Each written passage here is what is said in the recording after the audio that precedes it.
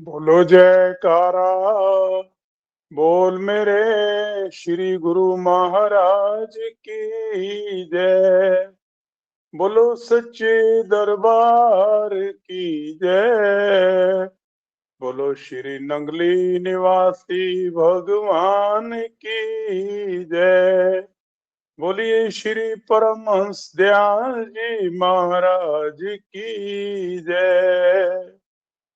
बंदो चरण सरोज गुरु, मुद मंगल आगार।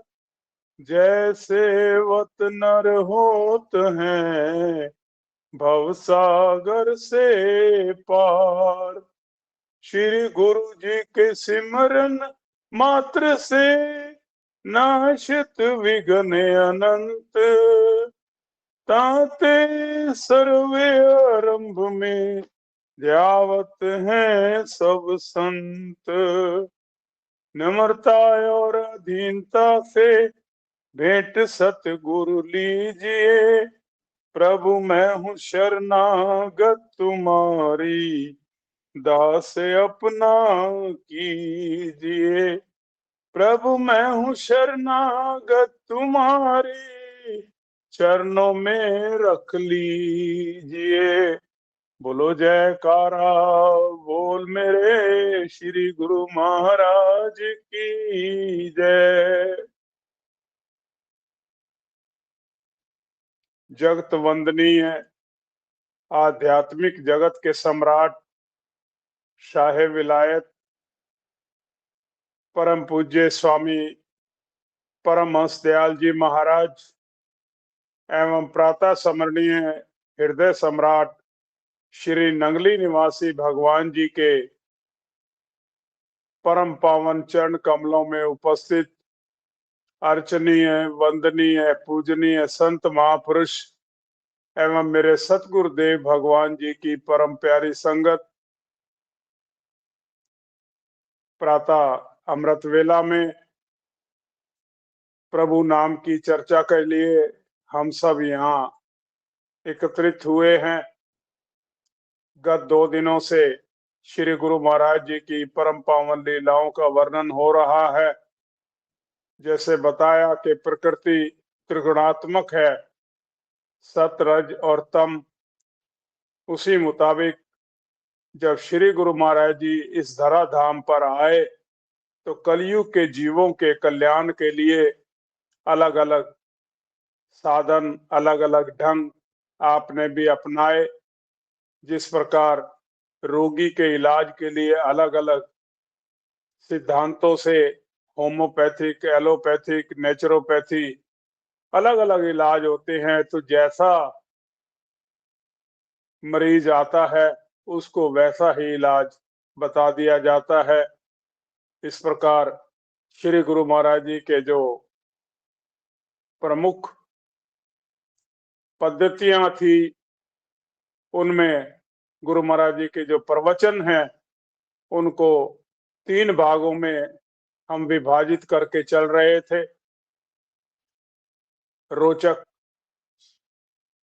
भयानक और यथार्थ।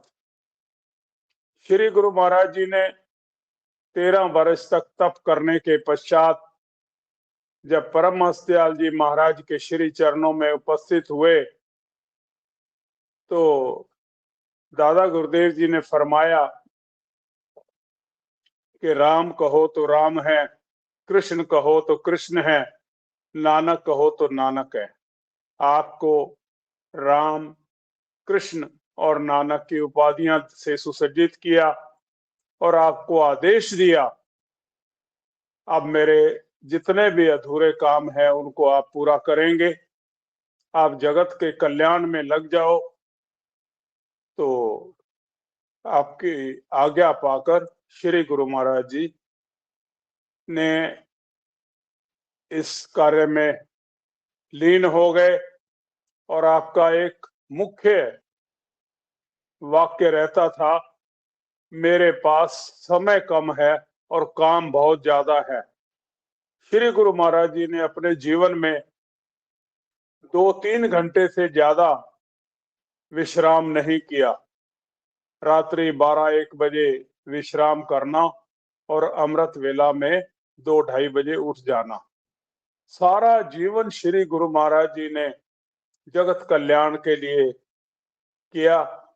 कभी किसी के हृदय में विराजमान होकर, कभी स्थान स्थान पर जाकर, किसी को वाणी से, किसी को दृष्टि से और किसी को अपने पावन स्पर्श से आपने आनंदित किया। गत 2 दिनों में हमने कुछ लीलाओं का वर्णन किया, जिसमें भयानक और रोचक किस्म की लीलाएं थी। आज हम यथार्थ किस्म के तत्व ज्ञान के विषय में थोड़ी सी चर्चा करेंगे कि श्री गुरु महाराज जी के परम पावन व्यक्तित्व से कुछ ऐसे भी संत महापुरुष या जिज्ञासु हुए जिन्हें कि श्री गुरु महाराज जी ने उनको माध्यम बनाकर जगत कल्याण के लिए प्रेरित किया। श्री गुरु महाराज जी वासुदेव कुल में जन्म लिया और आपके परिवार में आपके जो भाई बहने थे वो इतने प्रभावित थे कि कोई भी संसार के बंधनों में बंधना नहीं चाहता था। सब चाहते थे कि जिस प्रकार श्री गुरु महाराज जी वृत्त हो गए हैं और हम भी इसी प्रकार अपना जीवन व्यतीत करें। परम पूज्य परम श्रद्धे पूज्य बाबा जी महाराज स्वामी चेतन ध्यानानंद जी महाराज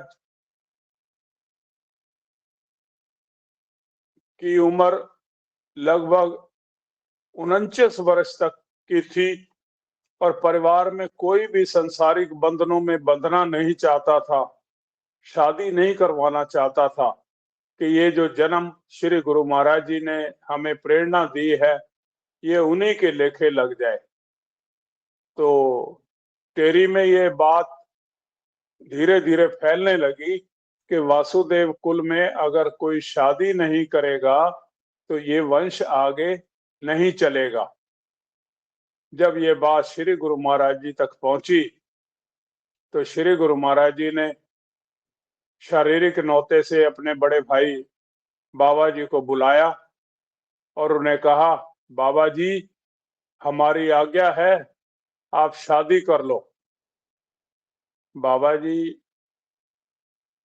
के सामने ना तो कोई विकल्प और ना ही कोई सोच। तो बाबा जी ने कहा, जो आज्ञा श्री गुरु महाराज जी। बाबा जी ने शादी कर ली, 3 पुत्र हुए और उसके पश्चात छोटा बच्चा अभी 1.5 वर्ष का था कि श्री गुरु महाराज जी ने इन्हें सपत्नी बुला लिया और इनको सन्यास वेश देकर जगत कल्याण में लगा दिया। इसी प्रकार जो दूसरे भाई थे स्वामी अटल प्रकाशानंद जी, स्वामी अच्युतानंद जी, बहन बावा जी, ये भी साधु अवस्था में रहकर इन्होंने तप की ऊंचाइयों को छुआ। एक दफा श्री गुरु महाराज जी ने बाबा जी से कहा, बाबा जी सुनो, आपको करोड़ रुपए की बात बताते हैं, आप योग वशिष्ठ का वैराग्य प्रकरण पढ़ो। बाबा जी ने शिरोधार्य की आज्ञा। ना केवल योग वशिष्ठ का आपने अध्ययन किया बल्कि उसे अपने जीवन में भी उतारा और श्री गुरु महाराज जी का जीवन पर्यंत जो भक्ति की प्रकाष्ठा के सिद्धांत थे उनका पालन किया। कहां तक वर्णन किया जाए। इसी प्रकार श्री गुरु महाराज जी ने इस संसार में जो जो आत्माओं को चुना, जो जो दिव्य स्वरूप थे, उनको चुन चुन कर उनके हृदय में बैठकर उन्हें प्रेरित किया। आपने सुना होगा नाम पंडित खुशीराम भारद्वाज जी गोसाई जी, जो बाद में स्वामी रामानंद सत्यार्थी जी के नाम से इस पावन दरबार में प्रसिद्ध हैं। हुए। गीता के बहुत मर्मज्ञ थे। सुबह जब तक पूर्ण गीता का पाठ नहीं कर लेते थे तो वो जल ग्रहण नहीं करते थे। लेकिन उनके मन में जिज्ञासा थी कि मेरे को पूर्ण गुरु मिले तभी मेरा जीवन सफल होगा। एक दफा रात्रि के समय 2 बजे का समय होगा, इन्होंने अपने मित्र रामतीर्थमल जी के वहां जाकर उसका द्वार खटखटाया और अपनी मन की व्यथा को बताया। तो उन्होंने कहा कि मैं और तो नहीं जानता, चकौड़ी में एक संत हैं, वो आपकी इस संशय का समाधान कर सकते हैं। बस फिर क्या था, सुबह साइकिल उठाई, जेब में 7 प्रश्न रखे कि अगर इन प्रश्नों का उत्तर मुझे मिल गया तो मैं उन्हें पूर्ण गुरु मान लूंगा। और वो प्रश्न भी क्या थे, सारी सृष्टि का जो भी आध्यात्म के निचोड़ हैं उनके ऊपर वो प्रश्न लिखे हुए थे। मन का स्वरूप क्या है, जीव, आत्मा और ब्रह्म और प्रकृति के क्या लक्षण हैं। देखिए कितने तत्व ज्ञान की ये सारी जिज्ञासाएं हैं। सगुण तथा निर्गुण भक्ति किसे कहते हैं, ध्यान की क्या विशेषता है, योग विद्या किसे कहते हैं और ईश्वरीय ज्ञान कैसे प्राप्त किया जाता है। ये 7 प्रश्न अपनी जेब में रख के चले और जब वहां पहुंचे तो श्री गुरु महाराज जी का पावन सत्संग चल रहा था। आप पीछे खड़े होकर सत्संग सुनते रहे। सत्संग की समाप्ति के पश्चात श्री गुरु महाराज जी ने फरमाया, अभी सभी संगत अपने अपने स्थान पर चली जाए, केवल संत महापुरुष यहाँ बैठे रहें। तो सभी चले गए, लेकिन पंडित खुशीराम भारद्वाज जी वहीं पर खड़े रहे। जब उन्हें भी जाने के लिए कहा तो श्री गुरु महाराज जी ने फरमाया, इन्हें आप यहीं रहने दो, इन्हें भी संत समझो, ये भी संत हैं। तो उस समय श्री गुरु महाराज जी ने कहा, फरमाया कि आज मैं संत महापुरुषों के लिए विशेष सत्संग बता रहा हूँ, सुना रहा हूँ। तो श्री गुरु महाराज जी ने जो प्रश्न पंडित खुशीराम भारद्वाज जी लिख कर ले गए थे, उसी क्रम में श्री गुरु महाराज जी ने सत्संग शुरू कर दिया। सत्संग तो संत महापुरुषों के लिए था, लेकिन भविष्य के लिए, ये पूरे विश्व के लिए ज्ञान कोश था। एक एक करके श्री गुरु महाराज जी उनकी शंकाओं का समाधान करते रहे। और ये अपने जेब से कभी वो पत्र निकाल कर देखते हैं और कभी श्री गुरु महाराज जी के चरणों का ध्यान करते हैं कि क्या यह संयोग की बात है या मेरा भाग्य है जो मुझे इस प्रकार गुरु महाराज जी मेरी शंकाओं का निवारण कर रहे हैं। तो श्री गुरु महाराज जी ने जब इनको ये सारा कर दिया तो श्री गुरु महाराज जी के चरणों में उपस्थित हुए और कहने लगे, श्री गुरु महाराज जी मुझे अपनी शरण में रख लो, नामदान दो। तो श्री गुरु महाराज जी ने इनको कहा, अभी आपको और 2-4 दिन रुकना है। तो श्री गुरु महाराज जी गूढ़ ज्ञान दिया। जब ये चलने लगे तो श्री किसी संत को आज्ञा दी कि इनको साइकिल पर बिठाकर स्टेशन छोड़ आओ। लेकिन थोड़ी देर बाद गुरु महाराज जी कहने लगे, नहीं आप रुको, कार निकालो। कार में इनको बिठा लिया और श्री गुरु महाराज जी ने इनको फिर उपदेश देना शुरू कर दिया। इनकी दृष्टि श्री गुरु महाराज जी की दृष्टि के साथ जुड़ी हुई थी और श्री गुरु महाराज जी ने इनका हाथ अपने हाथ में पकड़ा हुआ था और वाणी से श्री गुरु महाराज जी इनको उपदेश दे रहे थे। शब्द, स्पर्श से, दृष्टि से और वाणी से इनको परिपूर्ण करके श्री गुरु महाराज जी ने इनको विदा किया। तो इस प्रकार श्री गुरु महाराज जी के चरण कमलों में जैसा भी जीव आता था उसको वैसा ही श्री गुरु महाराज जी, जैसा पात्र होता था उसको वैसा ही भर देते थे। ऐसे मेरे दयालु भगवान जी ने संत महापुरुषों की एक विशाल संख्या बना दी, जो सैकड़ों में उस समय थी, जो कि जगत कल्याण में लग गए। जो भी उनके पास आता तो वो उसको भरपूर कर देते। कई कई दफा तो ऐसे भी चांस हुए श्री गुरु महाराज जी को अपनी पुरातन रूहों को ढूंढने के लिए स्वयं जाना पड़ा, कई स्वांग रचने पड़े। आपने सुना होगा कसूर में फोटोग्राफर स्वामी अखंड ब्रह्मानंद जी के पिताजी, उनको श्री गुरु महाराज जी कसूर में ज्योतिषी का रूप धारण करके गए और उन्हें कहने लगे हाथ दिखाओ। हाथ देखा तो कहा कि अगले महीने आपको पूर्ण गुरु की प्राप्ति हो गई। जब वो अगले महीने अपने गांव गए तो पता चला कि श्री गुरु महाराज जी नजदीक ही कहीं आए हुए हैं। तो ये वहां पहुंच गए दर्शन करने के लिए और श्री गुरु महाराज जी ने इनका हाथ पकड़कर कहा, आपको कसूर में ज्योतिषी ने क्या कहा था? तो ये भगत जी कहने लगे कि महाराज जी आपको कैसे पता कसूर वाले ज्योतिषी की बात? तो आप फरमाने लगे, हमें अपनी रूहों को कल्याण करने के लिए भिन्न भिन्न रूप धारण करने पड़ते हैं।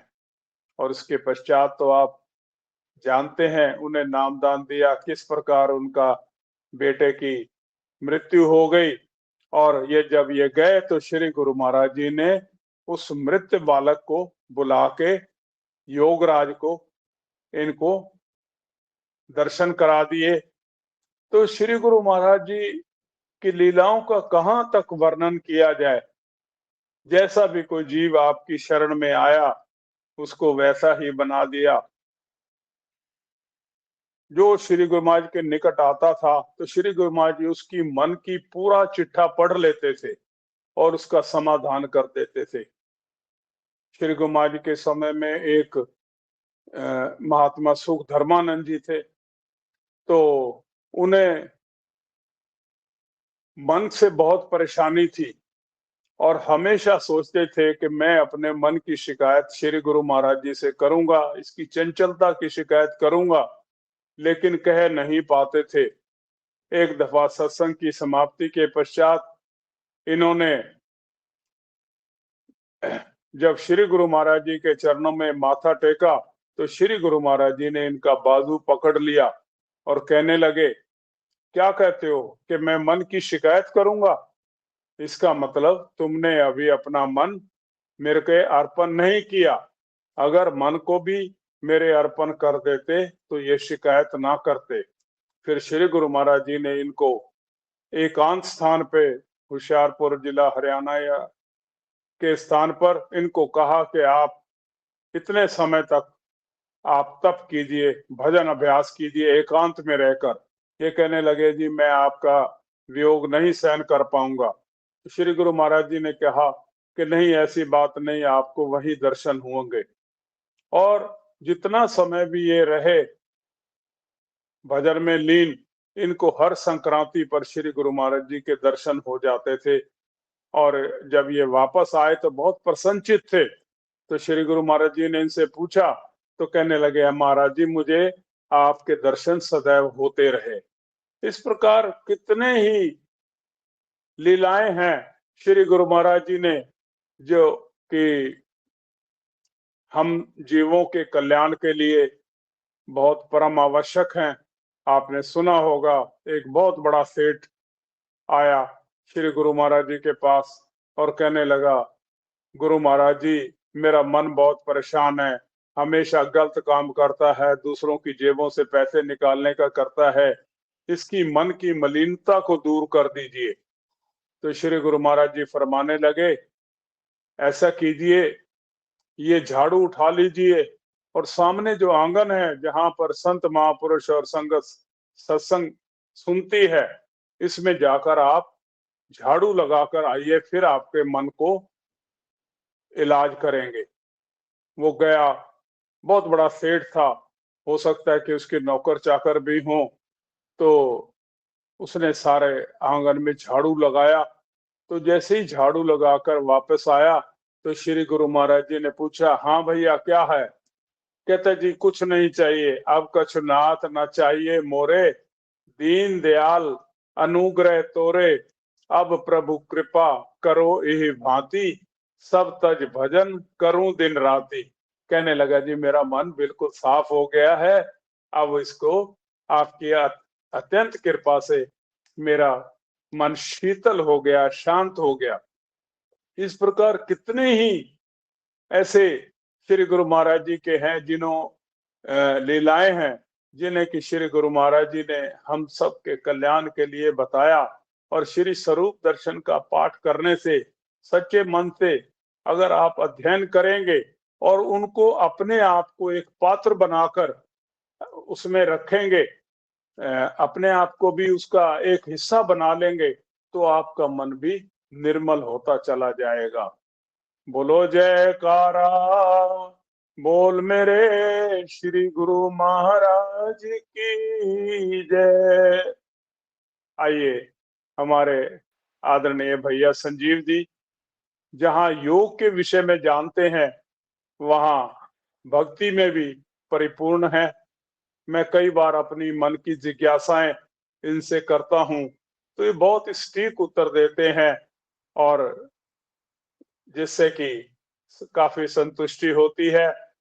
मैं उनसे निवेदन करूंगा कि वो आए और आज के सत्र में हमें